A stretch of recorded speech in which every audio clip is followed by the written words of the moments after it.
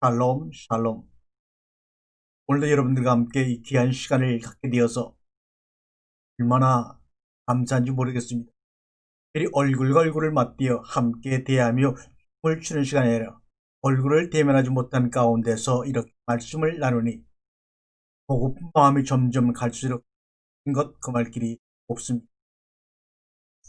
우리가 우리의 지나온 시간을 돌이켜보면 하나님은 우리에게 믿으라고 강요한 적이 없고 성경은 우리에게 믿으라고 말씀한 적이 없는 것 같습니다. 우리가 교회에서 믿었다. 그것을 믿음으로 알고 믿음하며 살았습니다. 언제까지 아버지와 자녀 사이에 믿음으로 그 관계를 이어가시겠습니까? 서로 소통하며 사랑하며 때로는 꾸짖음을 당하기도 하면서 하나 되는 그 가정까지 나가기를 원하는데 믿음으로 승리하겠다고 합니다. 믿음으로 승리하겠다고 삶을 태우는 사람들을 향하여 하나님은 나는 너를 믿겠다고 하신다. 그때 가서 우리의 심령과 우리의 삶은 어떻게 될 것입니까? 오늘 우리가 이 말씀의 식탁의 제목은 만남의 여행 축복의 순간이다 이렇게 정했습니다. 성경에 보게 되면 여러 가지 만남을 통해서 하나님 자신을 우리에게 계시해 주고 있는 것을 알 수가 있죠. 그 여러 번의 만남, 6번의 만남을 통하여 오늘 우리가 식탁을 차려 나갈 텐데 코스열입니다. 첫 번째 만남의 코스, 두 번째 만남의 코스, 6번째 만남에 가서 온전히 우리들이 있다는 가 되겠죠. 그러면 첫 번째 만남을 하겠습니다. 이 창세기 1장에서 첫 번째, 두 번째, 세 번째, 6째 날까지 창조의 과정이 진행이 되지요.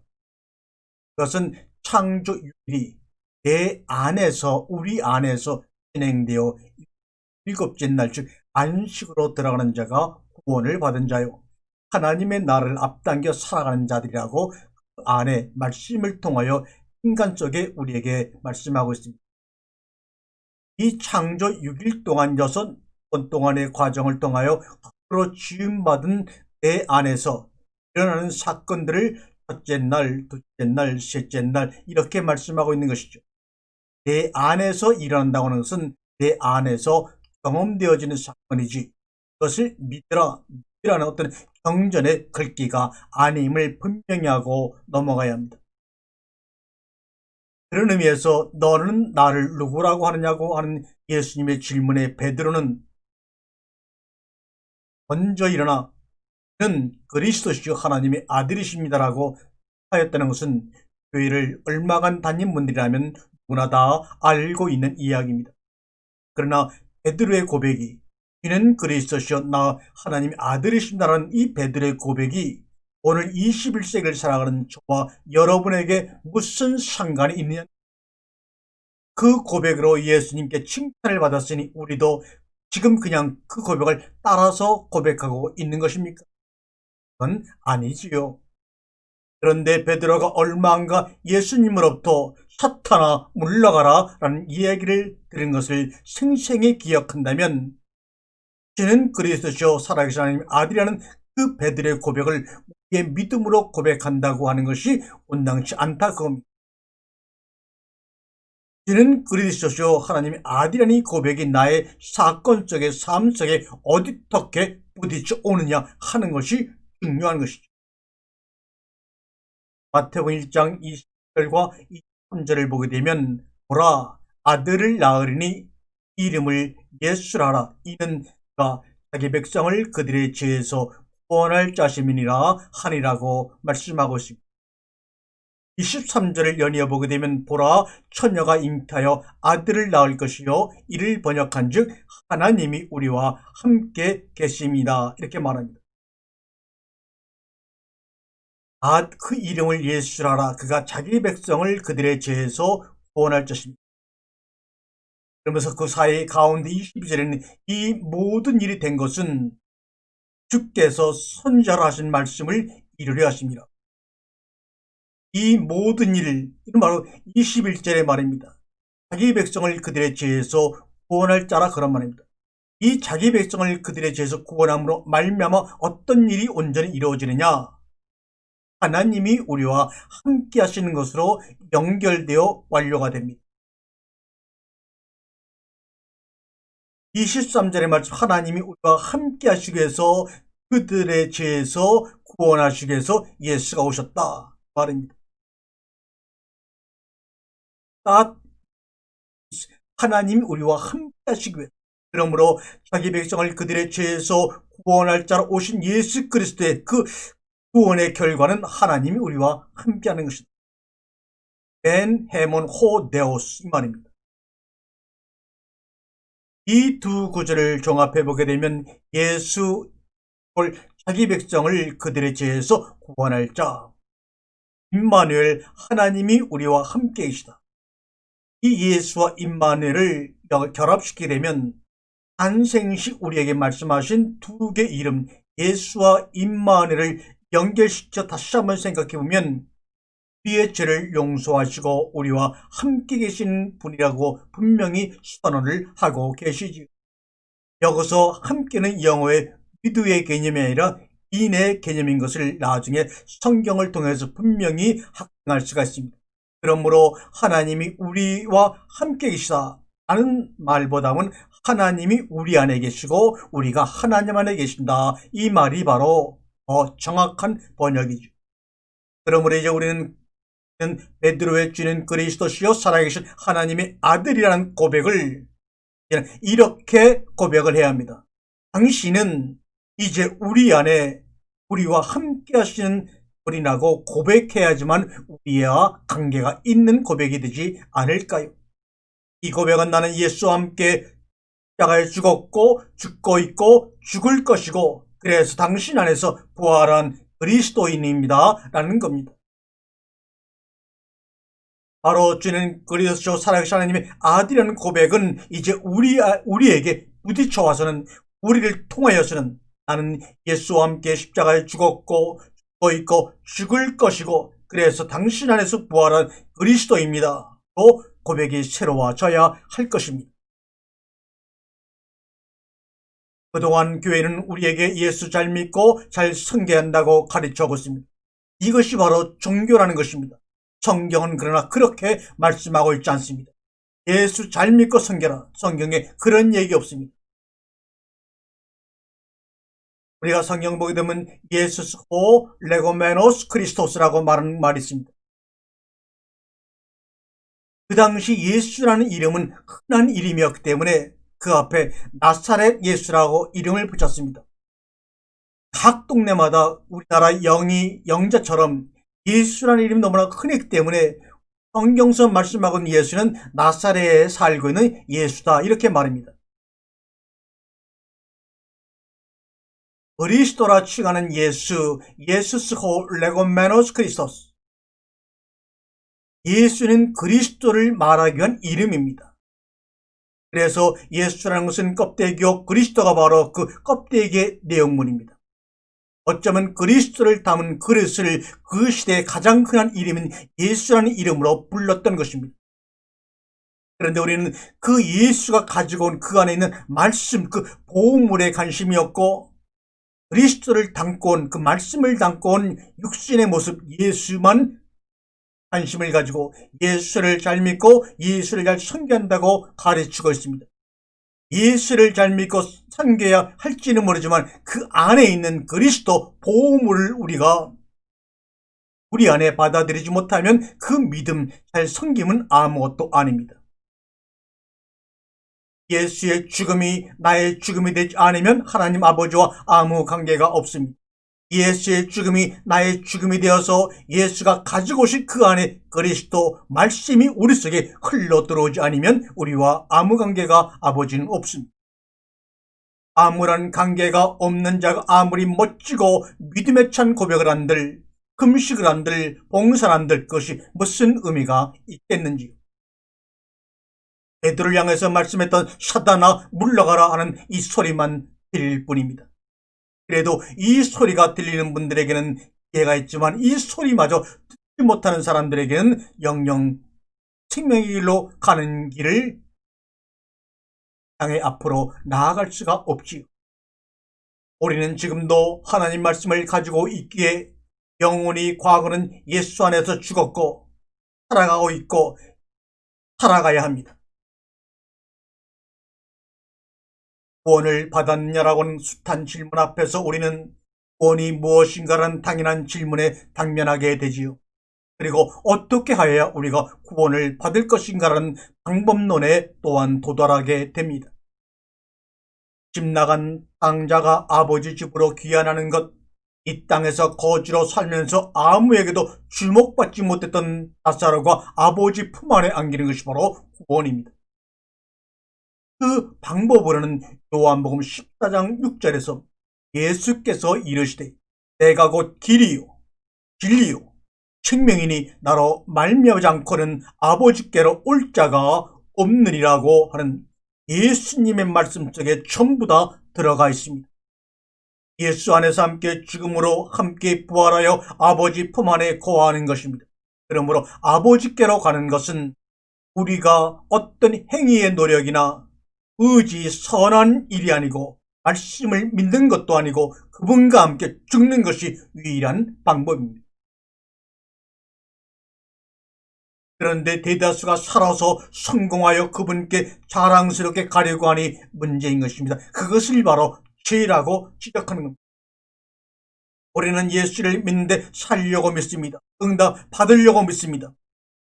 예수 믿고 죽으라고 죽자고 하시는데 도망가면서 그분의 얼굴낯을 피하면서 무화과나무 숲에 피하면서 죽으려고 하지 않고 살려고 합니다. 그러니 생명이 무엇인지 알 길이 없기에 마음의 기쁨과 평안이 찌며들 여유가 없었겠지. 그리고 성공하기 위하여 얼마나 예수님의 이름으로 예수의 이름으로 그 예수의 이름을 얼마나 오용하고 있는지도 모른 채 우리는 신앙생활을 하고 있어요. 그것은 믿음이 아니라 탐욕이요 욕망이요 그분의 이름을 망령되이 일컫는 것이라는 것을 여러분 모르십니까? 구원이란 다시 말하면 주와 함께하는 것이고 임마누엘이고 하나님이 우리를 위해서 일하시는 것입니다. 바로 그 공간 안에서 시간이 성경이 말하는 시간 개념입니다. 하나님이 나를 위해서 구체적으로 일하시는 것, 그것이 바로 구원의 내용이고 복음입니다. 그것이 바로 그리스도고 임마누엘입니다. 임마누엘, 하나님이 내 안에 계시고 내가 하나님 안에 계시다. 이것은 바로 베레시트입니다. 태초의 시간입니다. 하나님의 의지가 말로 표현되는 공간이 바로 베레시티, 태초라고 하는 것입니다. 아버지 하나님과 함께하는 시간이 바로 청년의 시간입니다. 나이가 80, 90이 먹었다고 노인네가 아니라 나이가 10살, 20이라고 청년이 아니라 아버지 하나님과 함께하는 시간이 바로 성경서 말하는 청년의 시간임을 기억하십시오. 여러분은 청년입니다. 청년은 못할 것이 없고 두려울 것이 없는 나이가 청년의 나이입니다. 일어나 사건 속으로 들어가십시오. 말씀을 가지고 그동안 고정관 인생에 붙잡혔던 그 경계를 허물고 사건을 일으키시기 바랍니다. 여러분만이 할 수 있는 그 사건, 여러분만이 경험할 수 있는 그 사건을 향해 하나님 앞에 엉뚱한 질문도 우리가 드려보자고요. 그런데 문제는 하나님이 나를 위해 일하시는데 우리의 위한다는 개념과 하나님이 우리를 위해서 일하신다는 개념이 틀리다는 데서 갈등이 일어나는 것입니다. 그래서 나의 생각은 너희의 생각과 다르다 하시지 않았습니까? 보세요. 창세기 38장에 나오는 다말의 이야기를 보세요.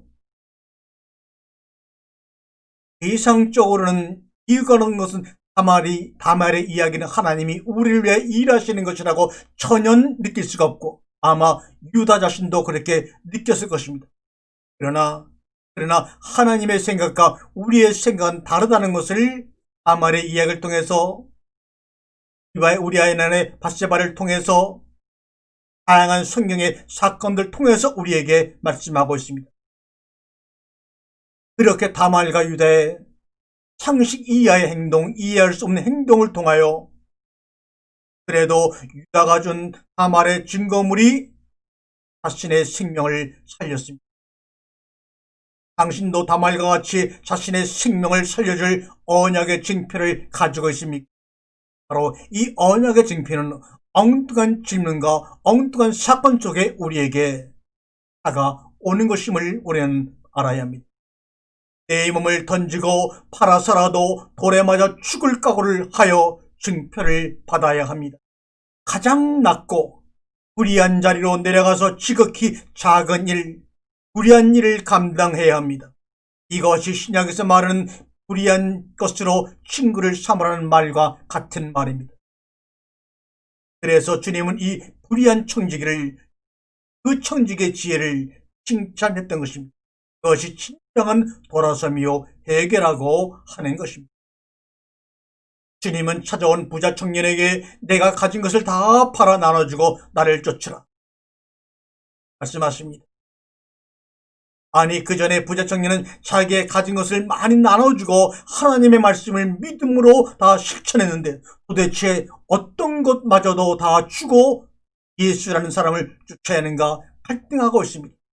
과연 내가 가진 것 다 팔아주고 그 부자 청년이 가지고 있던 가장 귀한 것이 무엇입니까?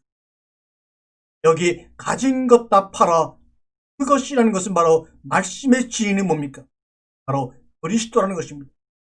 우리가 다양한 눈에 보이는 것을 들고 사람과 사랑을 나누며 교제를 하며 도운다 하고 땀을 흘리며 열심을 가한다 할지라도 우리 안에 있는 그리스도의 피와 땀으로 인해서 우리 안에 심어진 그 씨앗을 통해 이루어진 생명 그리스도, 이것을 나누지 아니하면 주님을 따라갈 수가 없다는 것입니다. 그 우리 안에 있는 그리스도가 우리와 함께 있어 그 그리스도를 나눠주기 위해서 우리는 불의한 자리로 내려가야 합니다. 십자가의 자리로 내려가서, 가장 낮은 자리로 내려가서 우리의 삶이 예수 그리스도와 함께 죽음으로 말미암아 보여주는 그리스도를 우리는 주변 사람들에게 나누어 줘야 합니다. 찾아오는 부자 청년에게 내가 가진 것 다 나눠주고 나를 쫓으라고 하는 이 역설적인 진리 속에는 너희 안에 최소한 너는 들어가 있습니까? 우리는 계명을 주장하고 약속을 주장하고 하나님의 언약을 주장합니다. 그러나 대개 인간의 계명이 하나님의 언약을 이겨버립니다. 인간의 머리가 그리스도의 머리를 이겨버리고 맙니다.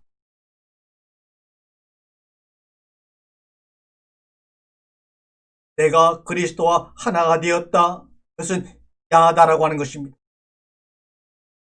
내가 그리스도 하나가 되었다면 이제는 기도하는 자가 아니라 기도를 듣고 받고 응답하는 자의 삶이 우리 가운데 남아있는 유일한 삶입니다. 이것을 주님은 순종이라고 하는 것입니다. 구약성경에서 순종하라는 단어는 쉐마라는 말입니다. 쉐마 이스라엘, 이스라엘아 들으라.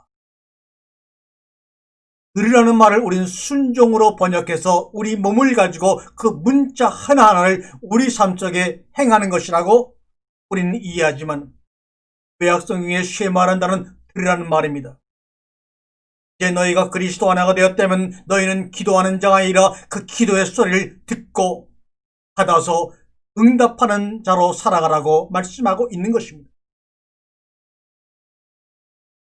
두 번째 만남은 창세기 1장 28절 땅을 정복하라 라고 하는 말씀 가운데 두 번째 만남이 있습니다. 주님께서는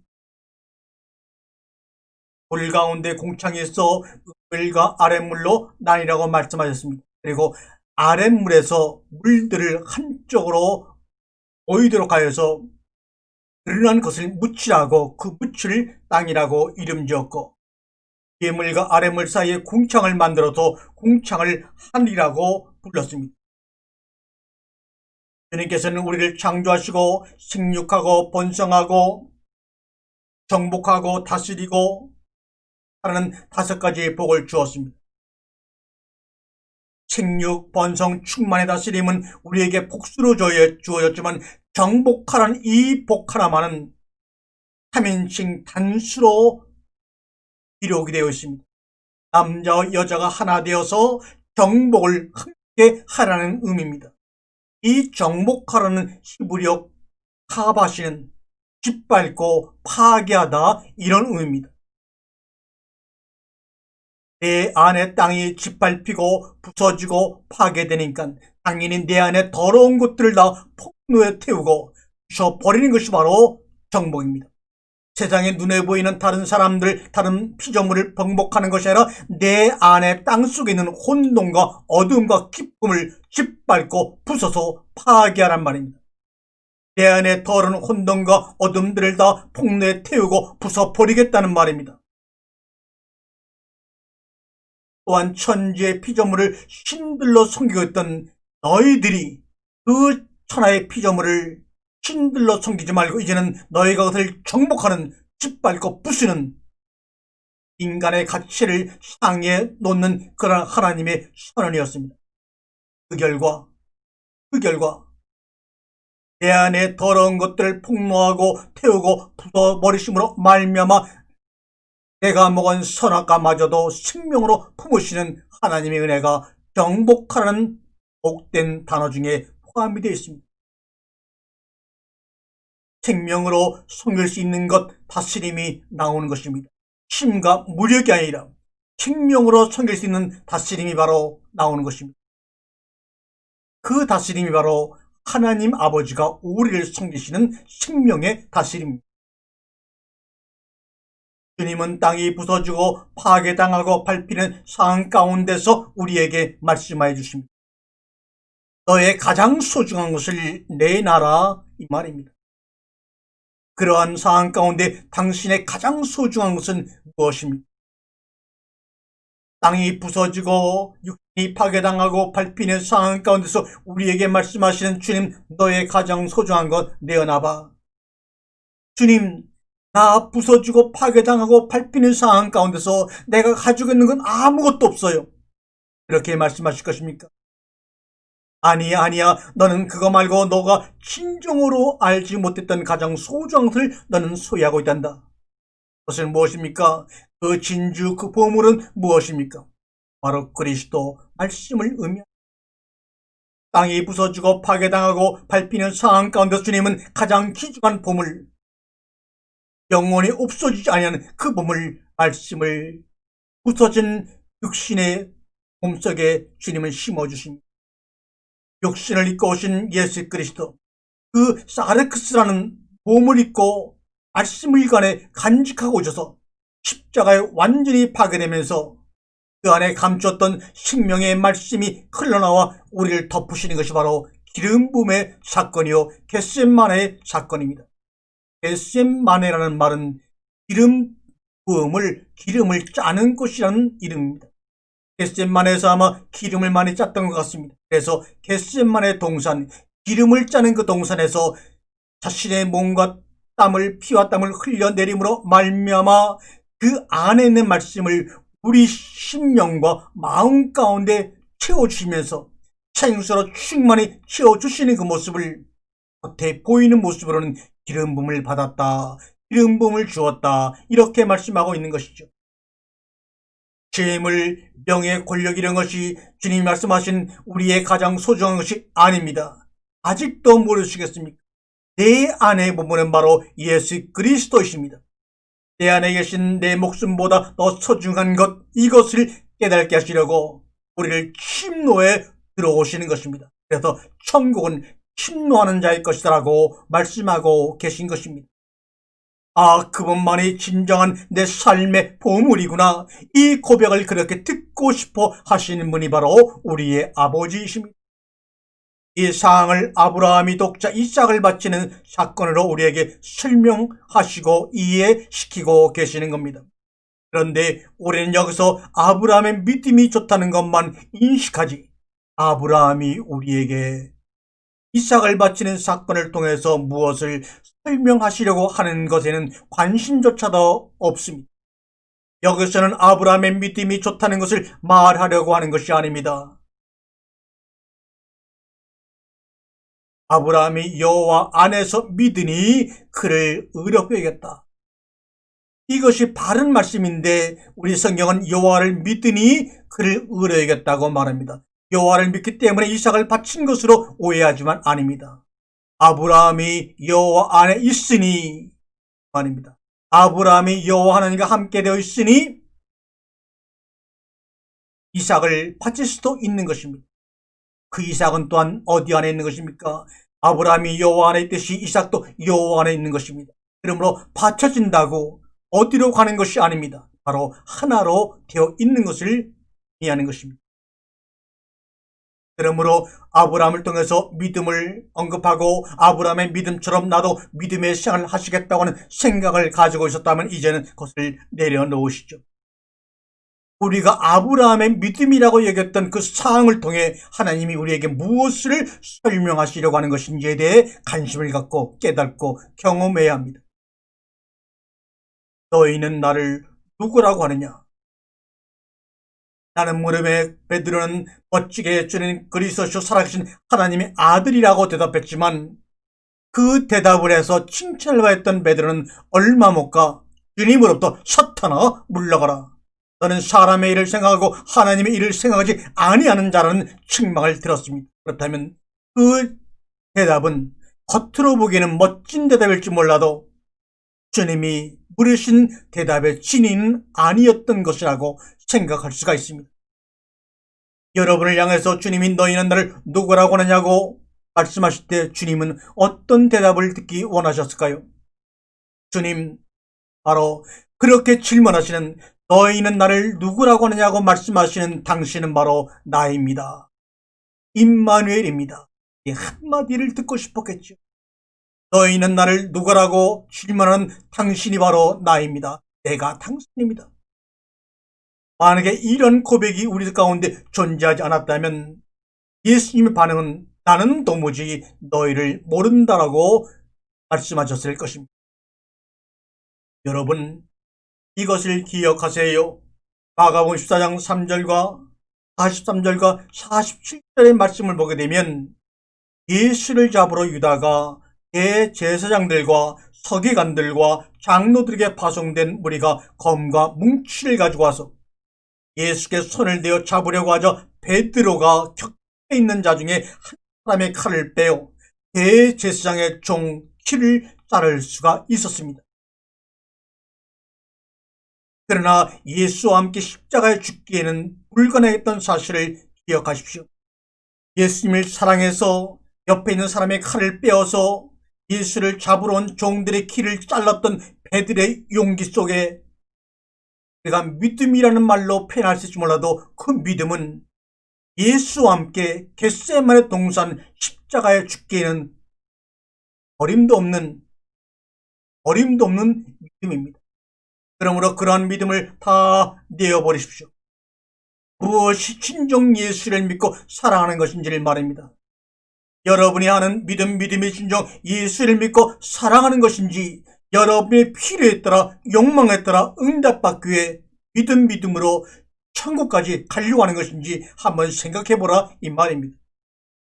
믿고라는 말은 사랑이라는 말입니다. 사랑이라는 말은 함께 죽는 것이라고 성경은 정의합니다. 그 함께 죽는 걸 통해 예수가 하나님 아버지가 우리와 함께 우리 안에 거하시는 것이 이루어지는 것입니다. 여기서 예수님조차도 스스로 육신의 몸을 입고 오셨기 때문에 연약한 몸으로 스스로 죽을 수가 없었습니다. 자신이 죽음을 당하는 환경과 세워진 사람들을 통하여 죽을 수밖에 없었다면 하물며 연약한 우리야 어떻겠습니까? 주님이 사랑하라 말합니다. 이 말은 하늘 아들됨을 아들이 되라고 하는 말입니다. 너희 아버지 온전하신 같이 너희도 온전하라. 하나님의 온전하신 같이 너희도 온전하라고 말씀하지 않고 있습니다. 너희 아버지의 온전하신 가치와 하나님의 온전하신 가치는 천지 차이입니다. 우리 예수님은 너희 아버지의 온전하신 가치 너희도 온전하라고 말씀합니다. 원수를 사랑하라고 할 때 그 원수가 뭡니까? 바로 하나님과 분리된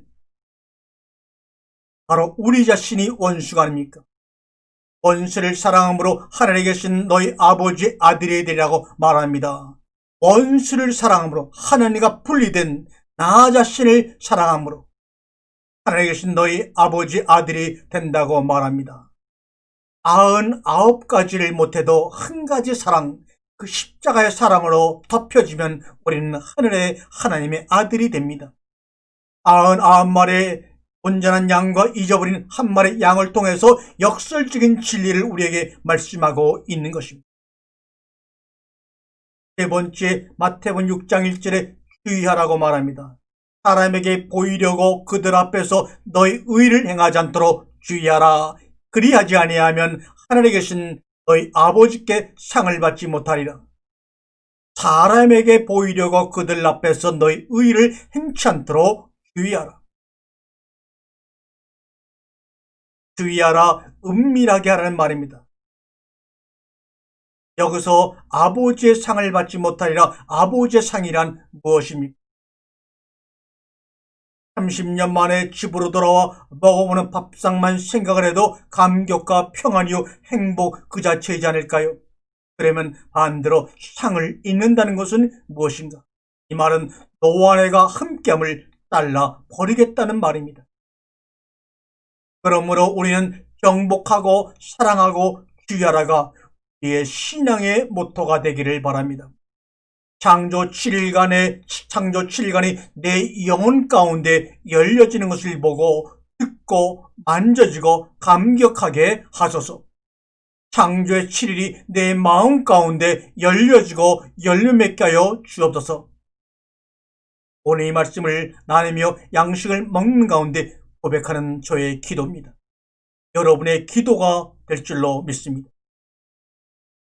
세 번째 만남을 열어갑니다. 히브리서 11장 1절에 믿음은 바라는 것들의 실상이요 보이지 않는 것들의 증거니 이렇게 말합니다. 그러면 여기서 말하는 믿음은 당신의 믿음을 말하는 것입니까?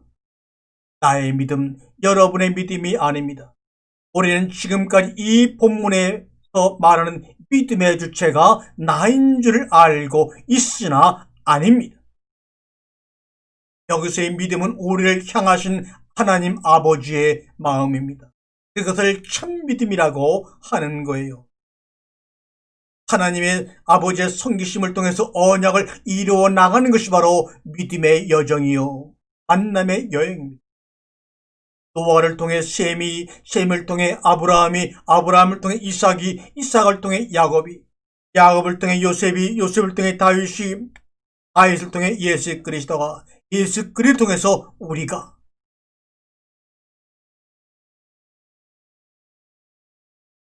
땅의 그리스도로 되고 있는 것입니다. 입고 있는 옷이 다르다고, 타는 차가 다르고, 먹는 음식이 다 다르다고 할지라도 여러분과 내가 이 우주 공간의 모든 피조물들이 한 터에서 한 공기를 마시고 있다면 어찌 한 몸인 줄을 모르십니까? 여러분이 사는 집이 다르고 살고 있는 나라가 다르고 문화가 다르고 역사가 다르고 시기가 다르다고 할지라도 그 모든 것 가운데 공통점이 하나가 있으니 바로 우리의 생명을 유지케 하는 그 공기를 우리는 똑같이 날마다 순간순간도 멈추지 않고 함께 마시고 있는데 그 생명을 통해 그 공기를 통해 우리가 숨을 쉬므로 이런 모습을 유지하고 있는데 어찌 우리가 한 몸이라고 여러분은 인정하지 않고 있습니까? 한 몸, 한 공기, 빛을 쬐고 있는데 이 한 공기와 한 모금의 공기와 하나의 빛이 우리 속에 중단된다면 입고 있는 옷이 다를지라도 먹는 음식이 다를지라도 타는 차가 다를지라도 살고 있는 나라가 다를지라도 우리는 다 공통적으로 숨의 기가 끊어져 죽을 수밖에 없는 자인데도 불구하고 우리는 우리의 힘으로 우리의 다름을 유지해 나간다고 하니 답답할 뿐입니다.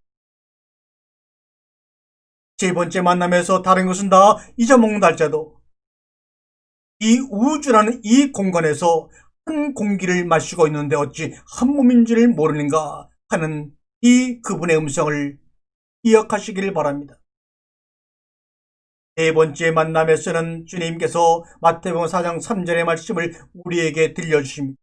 내가 만일 하나님의 아들이거든 내가 만일 하나님의 아들이거든. 이러한 말씀입니다. 우리는 세상 사람으로부터 네가 하나님의 아들인데 그렇게 살 수가 있어? 그렇게 어려움을 당할 수가 있어? 자녀가 문제가 생길 수가 있어? 이렇게 많은 말을 하나님의 아들이라고 하는 네가 이렇게 할 수가 있느냐? 그러면 그 하나님이 살아있는 하나님이냐? 라고 조롱을 합니다. 그럴 때마다 하나님 아버지, 내가 하나님의 자녀임을, 하나님을 믿는 사람임을 이 땅에 증거하게 도와주세요 라고 울부짖지만 그것은 잘못된 것입니다. 오늘 네 번째 만남의 과정을 통하여 내가 하나님의 아들이거든이라고 질문하는 첫 판의 질문에 우리는 당당하게 예수님처럼 대답할 줄 아는 성숙한 하나님의 자녀가 되어야 합니다. 내가 하나님의 아들이거든 하면서 첫 번째로 돌들로 떡덩이가 되게 하라고 말합니다. 네가 하나님의 아들이여 그의 능력을 받았다면 너는 분명히 능력이 있을 테니 하면서 우리의 하나님의 아들로서의 능력을 시험합니다. 그럴 때 하나님은 그래 내가 하나님의 아들이니 하면서 더 큰 일을 하면서 세상 사람을 놀라게 하는 것이 아니라 얘들아 세상 사람들이요 사람이 떡으로만 살 것이 아니요 하나님의 입으로부터 나오는 말씀으로 살 것이라고 말씀하고 있단다라고 고백해야 합니다.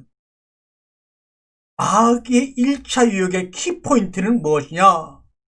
내가 하나님의 자녀가 되었기 때문에 내가 예수를 믿기 때문에 내가 하나님께 믿고 구하면 무엇든지 해결된다고 하는 이 말에 미혹되어서는 아니 된다 이 말입니다. 이 마귀의 유혹을 목회자들이 먼저 마귀의 입이 되어 이용당하고 있다는 사실을 자각하고 회개해야 합니다. 우리는 세상 사람들이 보지 못하는 말씀을 먹고 살아가는 자들이기에 육신의 음식을 먹고 살아가는 자들이 원하는 그 능력과는 다른 차원의 능력을 가지고 살아가는 자들입니다. 두 번째, 마귀는 내가 하나님의 아들이거든 하면서 예수를 거룩한 산 꼭대기에 데려다가 성전 꼭대기에 세우고 뛰어내리라고, 네가 진정 하나님의 아들이라면 이것이 무엇이 두렵건데 뛰어내리지 못하겠느냐 하면서 뛰어내리라는 말로 하나님의 아들에 향한 믿음을 시험합니다.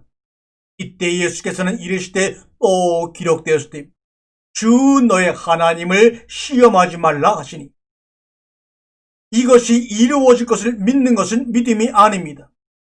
내가 뛰어내림으로 하나님이 나를 다치게 하지 않을 것이라고 믿는 것은 믿음이 아닙니다. 그런데 여기에 집착하는 자들은 그것이 믿음이라고 결변을 토하고 있습니다. 그것은 믿음이 아닙니다. 주 너의 하나님을 시험치 말라고 하는 그 예수님의 말씀을 명심하세요. 이미 바라는 것들의 현실이요 실상화가 되었습니다. 요구가 아닌 현실입니다. 하나님의 섬기심이 이루어지는 안식 가운데 있는 우리들에게 안식을 흔들어 놓기 위해서 네가 하나님의 아들이거든 여기서 뛰어내려봐. 하나님이 너를 향해 어떻게 하시는지, 이미 모든 것을 완성하시고 언약을 세우시고 언약을 이루고 언약을 완성하신 하나님의 안식에 들어가 있는 우리들에게 우리를 흔들어 놓기 위해서 안식을 부수기 위해 네가 하나님의 아들이라면 뛰어내리라. 그러나 우리 예수님은 너의 하나님을 시험하지 말라 말씀합니다. 내가 당하고 있는 이 환경이 나를 삶을 통해서 하나님께 부탁되어지는 모든 것들이 이루어지지 않는다 할지라도 돌로 떡을 만들지 못하고 내 가난이 기도로 변화가 되지 못하고 나의 모든 마음의 약함과 육신의 약함이 정말로 주님을 통해서 이루어지고 회복되지 못한다 할지라도, 그런 것이 너희들 눈에 보이지 않는다고 할지라도 너희들은 나의 하나님을 시험하지 말고 너희들도 내가 먹는 그 영혼의 양식을 먹음으로 말미암아 살라고 하는 그러한 당당한 말씀의 고백이 우리 가운데 있을 줄로 믿습니다. 세 번째로 내게 절하라, 엎드려 경배하면 세상 부귀와 영화를 다 주겠다고 마지막으로 시험합니다. 삶의 시험을 합니다. 이 세 번째 삶의 시험은 너무나 정말로 우리가 감당하기 어려운 시험입니다.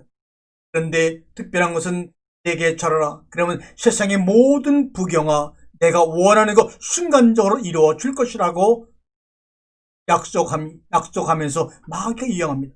그런데 여기서는 내가 하나님의 아들이거든이라는 전제가 없이 그냥 네가 하나님의 아들이건 하나님의 아들이 아니건 상관없어. 그저 나에게 세상을 향해 절을 하게 되면 모든 거 다 줄게. 이렇게 말하고 있는 것입니다. 마귀가 또 그를 데리고 지극히 높은 산으로 올라가서 천하 만국과 그 영광을 보면서 이르되 만일 내게 절하면 이 모든 것 줄게. 내가 이 하나님을 믿건 안 믿건 상관없이 내가 줄게. 그러한 고백을 들은 예수님은 사탄아, 이여 사탄아 물러가라. 기록되었을 때 주 너의 하나님께 경배하고 다만 그를 섬기라 하였느니라. 고백하고 있습니다. 과연 우리 중에 누가 나에게 절만하면 우리가 그동안의 평생을 바라고 원했던 것을 이루어진다고 했을 때 과연 절하지 않고 사탄아 물러가라. 주 너의 하나님께 경배하고 다만 그를 섬기라고 고백하고 선포할 수 있느냐? 한번 이 네 번째 만남에서 한번 자신을 돌이켜 보시기 바랍니다. 이러한 세 번의 미혹과 시험을 거쳐서 마귀는 떠나가고 천사들이 나와 수종을 들기 시작합니다. 마귀가 모든 시험을 다한 후에 완전히 떠나는 것이 아니라 얼마 동안 떠난다고 말합니다. 아마 얼마 뒤에 예수님은 그 떠났던 마귀가 돌아와서 수많은 시험을 하고 예수님을 괴롭히고 미혹한 사건을 성경을 통해서 우리는 보고 있지 않습니까? 네 번째 만남을 통하여 만일 내가 하나님의 아들이거든 하는 광야의 시험을 통해서 우리 모두가 깨달을 수 있는 것은 무엇이냐? 우리가 세상을 살아가면서 말씀을 들으면서 살아갈 때 하나님의 자녀라는 사실을 강조하지 말고 다만 내게 일어나고 있는 사실을 말씀을 통해서 확인하고 감사해야 합니다. 예수님은 첫 번째 마귀의 질문과 두 번째 마귀의 질문에서 내가 하나님의 아들이거든 하나님의 아들이거든 이라는 그 미혹된 서대 문구를 통해서도 그래 맞아 내가 하나님의 아들이라고 하나님의 자녀라는 자신의 신분을 강요하지 아니하고 자신의 일어난 숱한 시험과 사건 속에서 말씀을 가지고 확인하고 검증하고 하나님께 감사해서 말씀으로 살아라 말씀으로 먹어라 주 너의 하나님을 시험하지 말라고 하지 않았습니까? 여러분의 다가오는 많은 삶의 역경과 여정 가운데서 내가 그래도 하나님의 아들인데라고 하는 것을 강조하지 아니하고 인자로 오신 예수님처럼 내게 부딪히고 일어나는 사실을 말씀을 통해서 확인하고 감사하시기를 바랍니다. 두 번째, 세상의 가치성 때문에 살지 않는다는 것이 바로 그리스도의 길을 걸어가는 우리의 길입니다. 다만 세상에 있기 때문에 살아가는 것입니다. 더도 덜도 아닙니다. 또한 우리는 세 번째로 의식 자체도 버려야 합니다. 어떤 시도조차도 할 필요성조차 없습니다. 오직 말씀이 요구하는 대로 우리 몸을 이동시키며 날마다 우리에게 주어진 고정된 경기를 허브쓰고 새로운 경기를 창조해 나가는 삶을 살아갈 뿐입니다. 네 번째, 그렇게 질문하는 마귀 세상과 우리는 차원이 다른 삶을 살아갈 수밖에 없는 것입니다. 또한 그렇게 살아가고 있습니다. 떡으로만 사는 것이 아니라 말씀으로 살아갑니다. 뛰어내리는 것이 아니라 시험하지 말라고 선포합니다. 절하라고 할 때 하나님만 경배하라고 하는 이 당당한 삶의 창조성이 우리 가운데 날마다 넘쳐나기를 바랍니다. 하나님의 아들이지만 이 땅에 모든 것을 다 버리시고 사람의 아들로 인자의 자세로 살아가셨던 예수님처럼 우리도 이 인자의 자세를 버리지 말고 그 인자의 삶을 그대로 수용하며 이 땅에 있는 동안 우리는 그렇게 살아가야 합니다. 사람의 아들임을 끝까지 포기하지 않으신 예수님처럼 우리도 사람의 아들임을 끝까지 포기하지 아니하고 우리가 책임질 사람을 책임지고 사랑할 사람을 사랑해야 합니다. 그러기 위해서는 바로 그것은 우리의 온 몸으로 살아가는 것이 바로 유일한 해결책입니다. 여러분의 머리와 생각 한념으로 여러분의 내 생각으로 모든 것을 다 해나가는 것이 아니라 사람의 아들임을 끝까지 포기하지 않으신 예수님처럼 사람의 아들임을 포기하지 않는 우리들이라면 분명히 예수님처럼 내 육신을 피와 땀이 한 방울도 남지 않을 정도로 온전히 우리 속에서 흘러나와 우리 주변의 많은 사람들에게 생명의 열매를 매기는 우리의 삶을 중단하지 않아야 합니다.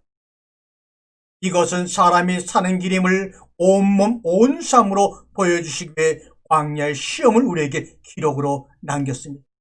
예수님은 광야의 시험을 머리로 하거나 생각으로 하거나 간념으로 하지 아니하고 믿음으로 하지 아니하고 온 몸으로 온 삶으로 보여주셨습니다. 만약에 예수님이 사람의 아들임을 버리고 하나님의 아들로 시험을 응했다면 예수 자기 자신밖에는 구하지 못했을 것입니다.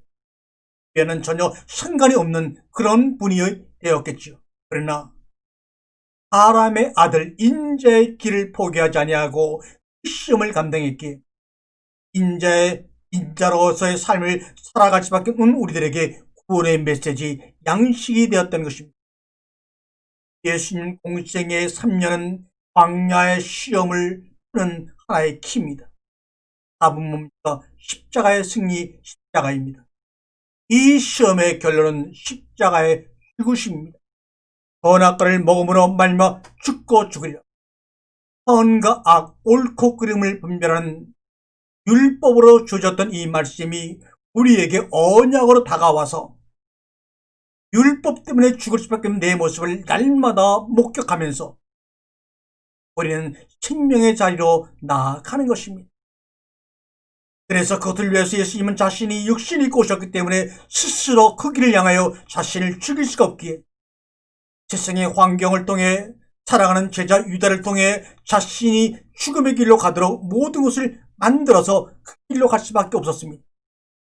오늘도 여러분의 삶 속에 우겨당함을 당하고 어려움을 당하고 고통을 당하고 우울을 당하는 그 모든 모습들은 선악을 먹고 살아가는 우리들이 스스로 죽음의 자리까지 홀로 나아갈 수 없기에 그런 환경을 조성시켜서 우리를 예수 그리스도와 함께 십자가에서 죽을 수밖에 없는 그러한 길로 인도하시는 하나의 징검다리라는 사실을 인정하시기 바랍니다. 마태복음 3장에서 하나님의 아들로 공식적인 선포를 하신 후 광야로 내보내심을 당했습니다. 하나님의 아들로 너는 내 사랑하는 자요 내 기뻐하는 자라고는 하늘에 찢겨지면서 이 지상에 울려 퍼지는 그 소리를 듣고 인정받지 않은 사람은 광야로 내보내지를 않습니다. 그냥 세상에 둡니다. 하나님의 아들로 공식적인 선포를 하신 후에 광야로 내보내신 이유를 여러분 깨달으세요. 그 속의 내용을 깨달으세요. 정말로 의미심장하지 않습니까?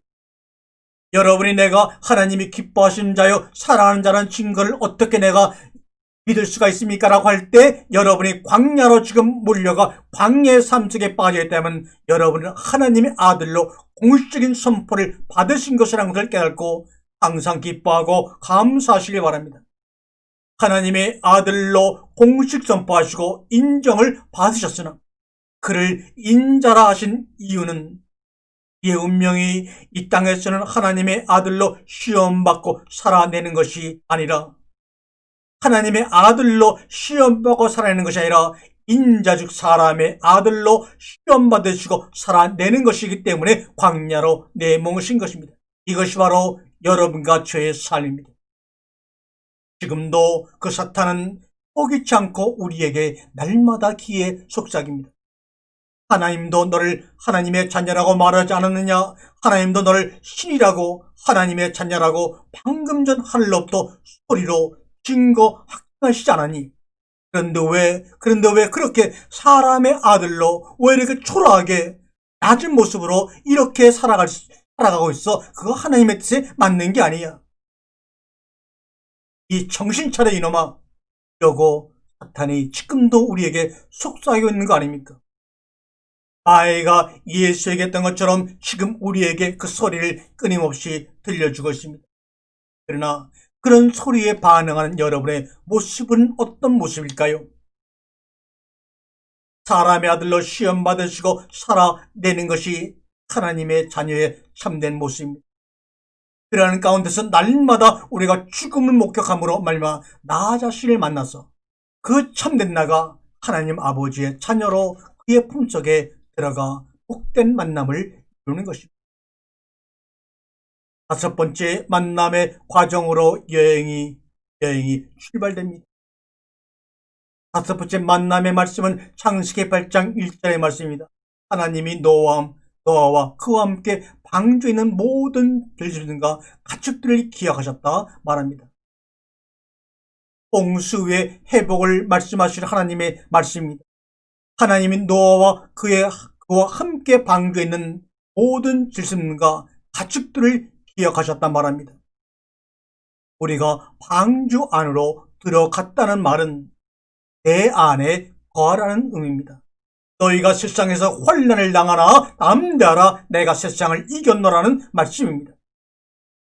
십계명의 첫 번째 계명은 나 외에 다른 신을 성내게 두지 말라 그 말입니다.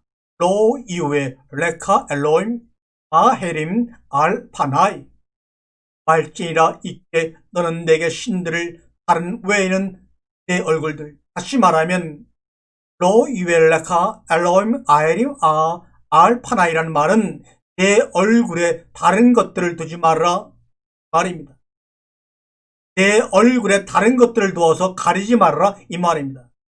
말은 무슨 말입니까? 나는 너의 얼굴을 보고 싶거든. 그러므로 너의 얼굴을 보지 못하게 내 얼굴에다가 가림막을 하지마. 방해물을 두지 말라고는 하나님의 사랑의 고백이 십계명의 첫 계명입니다. 너희가 내 얼굴에 다른 것을 두게 되면 내가 너의 얼굴을 볼 수 없잖니. 혹은 부분적으로밖에 보지 못하잖니. 나는 너를 온전히 보고 싶어.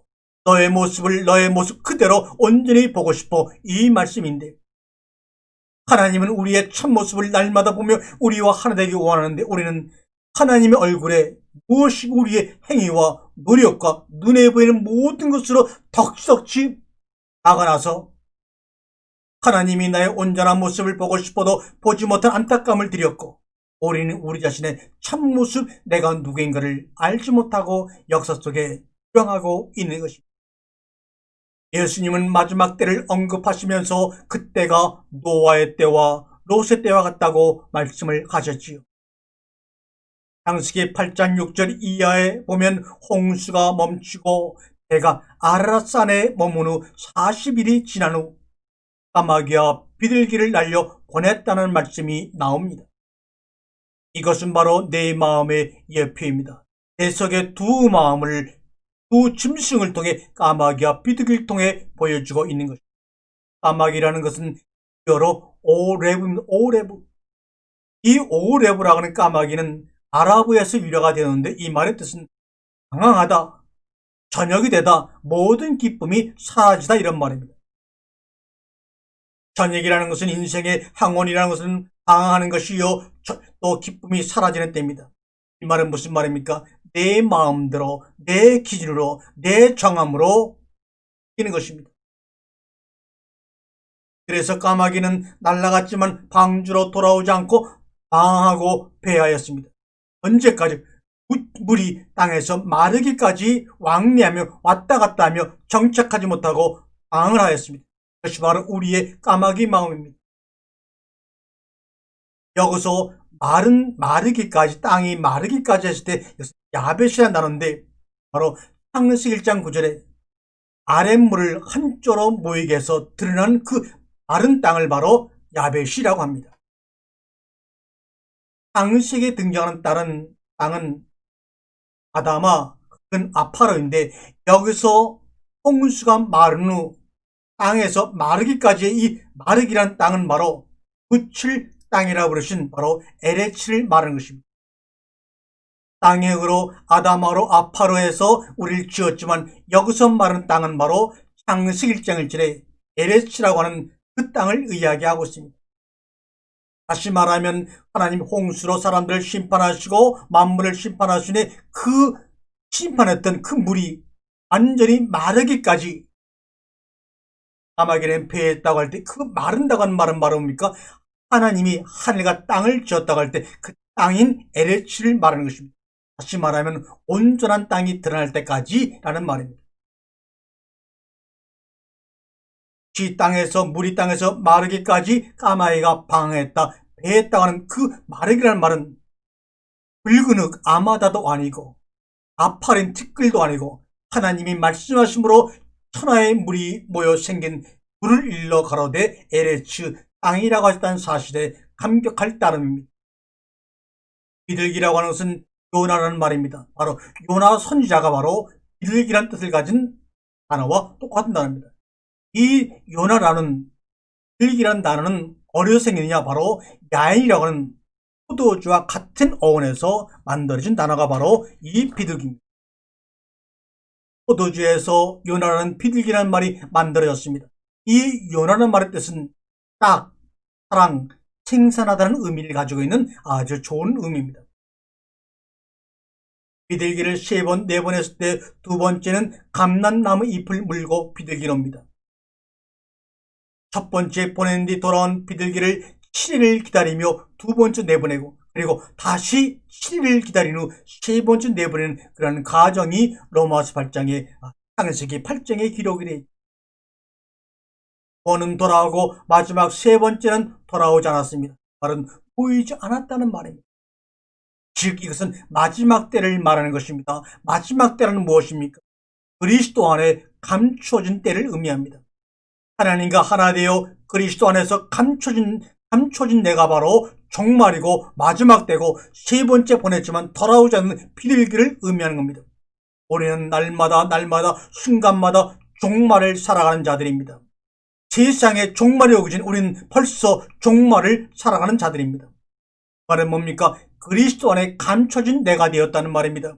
하나님과 하나 되어 그리스도 안에 감춰진 내가 바로 종말이기에 나는 날마다 종말을 살아가는 자들입니다. 세상의 마지막 때를 말하고 싶습니까? 시공간의 제한 속에서, 아니면 나와 당신의 마지막 때를 이야기하고 싶습니까? 세상의 많은 사람들은 시공간의 마지막 때 종말을 두려워하면서 그것을 알려고 하지만 성경서 말하고 있는 종말은 하나님과 하나 되어 그리스도 안에 감춰져 있는 마지막 때를 성경은 우리에게 들려주고 있는 것입니다. 아담은 사람이라는 뜻입니다. 아담을 통해서 셋이 낳고 셋을 통해서 에노스가 태어나고 에노스를 통해서 게난이 태어나고 게난을 통해서 마할랄이 태어나고 마할랄을 통해서 야렛이 태어나고 야렛을 통해서 에노스이 태어납니다. 아담이 1대요, 셋이 2대요, 에노스가 3대요, 게난이 4대요, 마할랄이 5대요, 야렛이 6대요, 에노스이 하늘로 승천한 에노스이 바로 7대손입니다. 7일째 안식에 들어간 것처럼 7대손 에노스는 하나님과 동행하다가 우리 눈에 보이지 않게 하나님 품으로 올라가고 말았지요. 아담은 사람이란 뜻이고 이대손 셋은 가시다는 뜻입니다. 하나님이 대신 주었다. 그래서 하나님이 아담이 아벨을 대신해서 셋을 주었다는 뜻입니다. 그 다음에 셋의 후손인 에노스는 죽을 수밖에 없으므로 그 다음에 게난이라는 자손은 슬픔을 갖고 생활하는 그들에게 마할랄이라는 자손을 줘서 축복의 하나님이 야알에 내려오셔서 에녹 우리를 가르치는 것입니다. 무엇을 가르칩니까? 안식을 가르치고 가나안의 정복 사건을 가르치고 있는 것입니다. 아담으로부터 에녹이 7번째 안식에 들어가는 것입니다. 에녹의 이름은 가르치다라는 의미를 가지고 있는데 무엇을 가르치느냐? 바로 에녹의 후손인 무드셀라와 라멕과 노아를 통해서 하나님은 그에게 바로 우리를 축복하기 위해서 내려오신, 하나님이 우리를 위해 죽으심으로 말미암아 절망한 자들에게 위안이 되고 안식이 된다는 것을 에녹을 통해서 땅에 태어난 무드셀라의 삶과 라멕의 삶과 노아의 삶을 통해서 우리에게 이야기해 주고 있으며, 셀라와 라멕과 노아의 3대손의 삶을 통해서 3일 동안 십자가에 달려 죽으신 그 예수 그리스도의 가르침을 이미 그 이름들을 통해서 우리에게 말씀하여 주고 있는 것입니다. 아담이 창조 첫째 날이요, 셋이 창조 둘째 날이요, 에노스가 창조 셋째 날이요, 게난이 창조 넷째 날이요, 마을하엘이 창조 다섯째 날이요, 야렛이 창조 여섯째 날이요, 에녹과 무드셀라와 라멕과 노아가 창조 7일 안식에 들어가는 것입니다. 안식에 들어가기 전에 우리는 에녹을 통해서 가르침을 받는데 그 가르침이 우리가 날마다 영원히 받는 생명의 양식의 내용입니다. 뭡니까? 죽을 수밖에 없는 우리가 그 죽음 속의 공포 속에서 슬픔과 절망으로 살아갈 수밖에 없는 우리들에게 축복의 하나님이 육신의 모습을 입고 내려오셔서 우리에게 가르침을 베푸시는데 우리에게 생명의 양식을 먹여주시는데 그 생명의 양식의 내용이 뭐냐? 바로 축복의 하나님이 육신을 입고 내려오셔서 그의 죽음을 통하여 절망한 자들에게, 죽을 수밖에 없는 자들에게 부활의 위안과 안식을 주신다는 것이 바로 아담으로부터 노아까지 이름이 가지고 있는 그 속의 진정한 뜻입니다. 죽을 수밖에 없는 슬픔을 가진 사람들에게 그들을 대신하여 축복의 하나님이 내려오셔서 가르치시기를, 위로하시기를, 그의 죽음이, 땅에 오신 예수 그리스도의 죽음이 절망한 자들에게 위안과 안식을 가져다 주신다는 의미를 우리에게 전해주고 있는 것이 바로 아담으로부터 노아에까지 이어진 후손들의 이름을 통하여 우리에게 말씀하고 소리치고 계신 것입니다. 성경 말씀은 생명의 책입니다. 문서책이 아닙니다. 그것은 신비에 옮겨와야 될 책입니다. 그 생명책은 바로 생명의 씨를 가지고 우리의 영혼 가운데 씹어지는 씨입니다.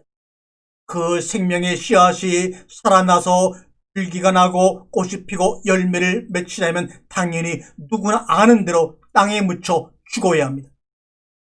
이 족보가 노아 후에 계속 반복되는 것이 성경의 역사요, 인류의 역사요, 우리의 이야기입니다. 마지막 여섯 번째 만남은 가인과 아벨을 통하여 우리에게 설명해 주고 있습니다. 가인의 제사는 제물제자의 제사입니다. 나의 노력 내 것을 가지고 하나님께 드리는 것입니다. 그러므로 그것은 아벨처럼 제사라고 하면서 아벨은 번제를 드리고 희생제물을 바쳐서 드리는 제사입니다. 나를 죽여서 당신 안에서 내가 하나가 되기 원합니다. 이것이 바로 아벨의 제사가 주고 있는 속뜻입니다. 그러므로 가인의 제사의 제자는 제물제자요, 아벨의 제사의 제자는 번제제사입니다. 세상의 제물로 제사를 드릴 때는 나의 육신의 10에서 10분의 1로 드리는 그 제물을 드릴 때는 나의 노력, 내 것이 살아있지 않고 살아있지만 나를 죽여서 내가 당신 안에서 아들이 되기를 원합니다. 하나가 되기 원합니다. 라고 하는 것이 아벨의 제사입니다. 아벨의 제사를 통해서 우리에게 위안과 안식을 주기 원하시는 예수님의 가르침이 날마다 우리가 먹고 있는 생명의 양식의 내용입니다. 하나님의 선택에 대한 아버지의 마음에 가인이 반응한 것이 바로 죄입니다. 하나님과의 관계가 잘못된 것이 바로 죄입니다. 아벨의 제물을 받은 것이 아벨의 제물이 가인보다 낫다는 하나님의 의지의 표현이 아닌 것입니다. 하나님은 아벨의 죽음을 통해서 내가 나를 죽여서 내가 당신과 함께 죽음으로 말미암아 당신 안에서 하나가 되겠습니다. 라고 하는 것이 바로 생명이요. 나는 나의 노력과 내 것을 가지고 당신을 섬기겠습니다. 라고 하는 것이 바로 아버지의 마음에 잘못 반응한 것이 바로 가인의 죄라고 하는 것입니다. 창세기 8장 20절에 노아가 제물을 취하여 번제를 드렸더니라는 말이 또 반복해 나옵니다. 이 번제라는 것은 글자 그대로 설명하면 동물을 태워서 죽이는 것이 번제입니다. 세상의 것, 땅의 것 태워서 죽여서 드리는 것이 참된 번제입니다. 그런데 우리는 세상의 것을 살려서 불려서 드리려 하는지 모르겠습니다. 그러니 가인의 제물을 받지 않으신 것처럼 하나님이 우리의 제물을 받으실 수가 없는 것입니다. 우리가 우리의 것을 불려서 30배, 60배, 100배로 불려서 하나님의 이름을 사용하여 욕망을 가지고 불려서 아무리 드려도 그것은 하나님의 마음에 잘못된 반응일 뿐입니다. 아벨처럼 나를 죽여서 당신 안에서 내가 하나 되기 원하오니 나는 그 죽음의 자리로 가기를 원합니다.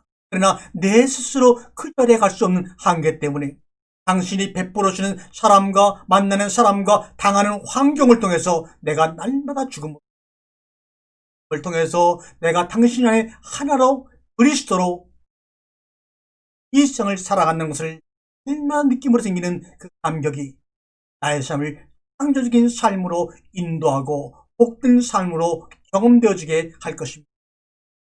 이 모든 은혜들이 이 말씀을 듣고 생명의 양식을 가르침으로 받아 먹음으로 말미암아 땅을 살아가는 여러분 모두에게 일어나기를 간절히 주님의 이름으로 축원합니다. 아멘.